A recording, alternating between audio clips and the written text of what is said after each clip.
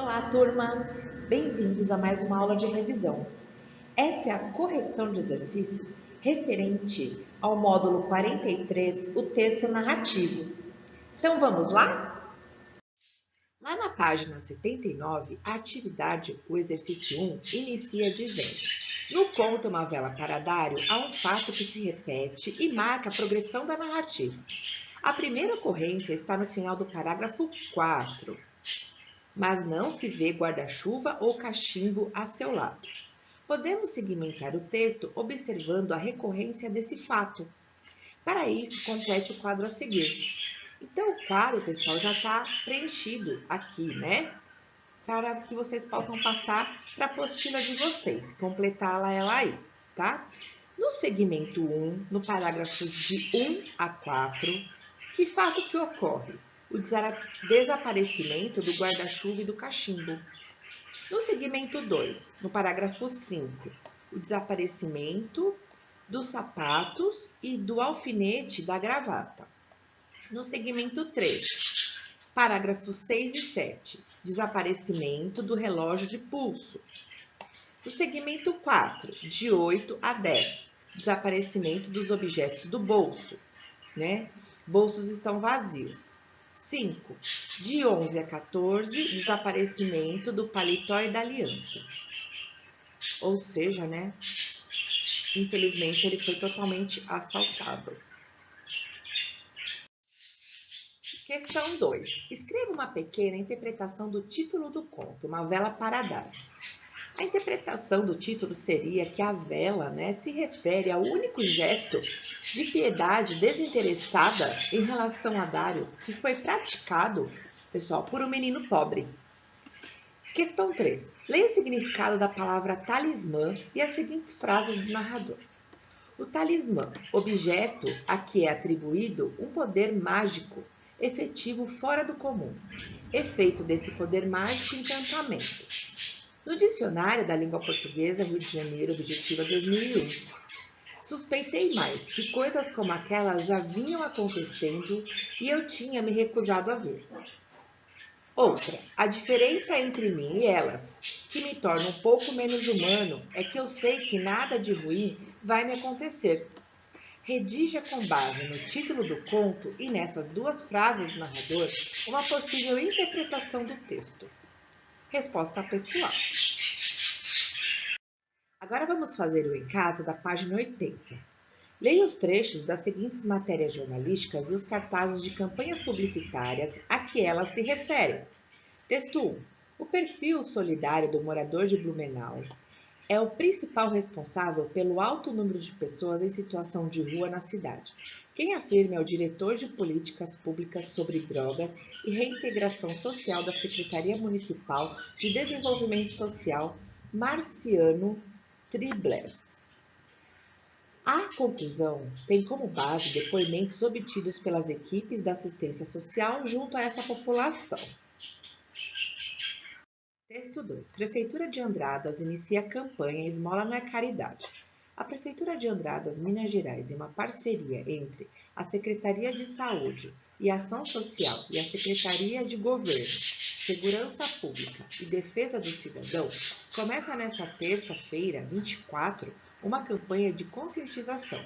Esmola não é caridade. O objetivo é alertar e conscientizar a população de que a prática contribui para que adultos e crianças permaneçam na situação de mendicância. A campanha será realizada em veículos de comunicação da cidade e através de panfletagem acompanhada de orientação dos servidores da promoção social e da guarda municipal. Qual é a frase do texto 1 que pode ser interpretada como um paradoxo? Por quê? Paradoxo, falta de nexo ou de lógica, contradição. A primeira frase do texto, o perfil solidário do morador de Blumenau, Santa Catarina, é o principal responsável pelo alto número de pessoas em situação de rua na cidade. Pode ser entendida como um paradoxo, por estabelecer uma relação causal entre a solidariedade dos moradores e a grande quantidade de moradores de rua em Blumenau. Segundo ela, há muitos moradores de rua em Blumenau. porque os habitantes da cidade são solidários, né? Então é meio que um paradoxo, não combina muito.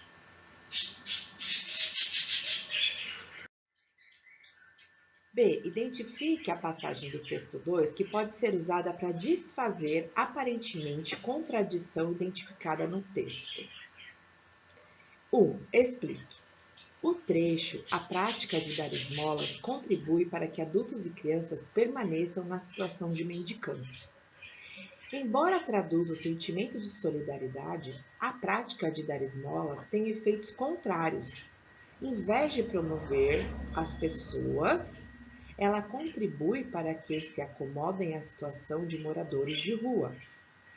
C. As mensagens estampadas nesses cartazes podem ser consideradas polêmicas. Escreva um pequeno texto apresentando pelo menos um argumento favorável e um desfavorável a elas. Questão 2. O conto Talismã pode ser dividido em 4 segmentos. Volte ao texto e, relendo-o, complemente o esquema a seguir. Faça o exercício em seu caderno. Então, no primeiro segmento, do parágrafo 1 ao 3, nós temos o título de resposta, né? Uma figura estranha. Resumo: caminhando pelas ruas de São Paulo, o narrador vê um homem estranho vestido com roupas antigas e levando na mão um cravo vermelho, como se fosse uma vela acesa. No segmento 2, do 4º ao 5º parágrafo, né? Título: hipóteses e tentativas de explicação. Resumo: envolvido pela figura bizarra, o narrador passa a observá-la e a procurar explicações verossímeis para seu comportamento estranho.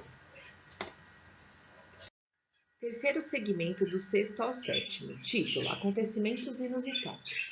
Um resumo, né, exemplo de resposta, pode ser: espantado, observa que o homem, com um pequeno movimento da flor, consegue alterar milagrosamente a ordem das coisas e mudar o comportamento das pessoas.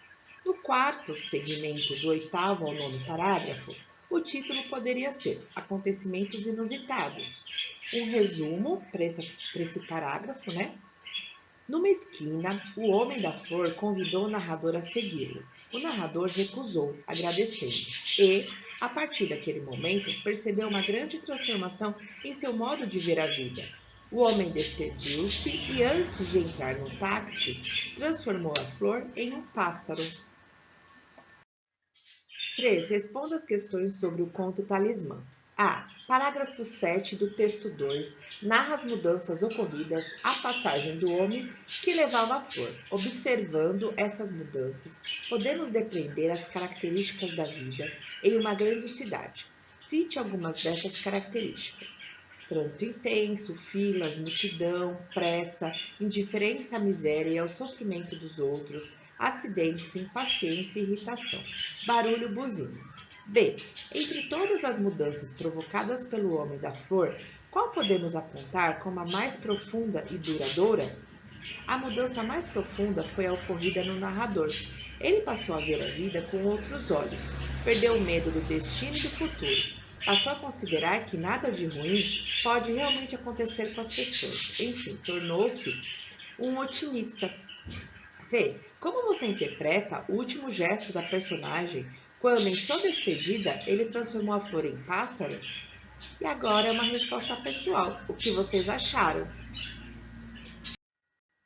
Agora, pessoal, na questão número 4, nós temos uma atividade bem gostosa para vocês realizarem. Que eu não sei se vocês pararam para pensar ainda nessas questões.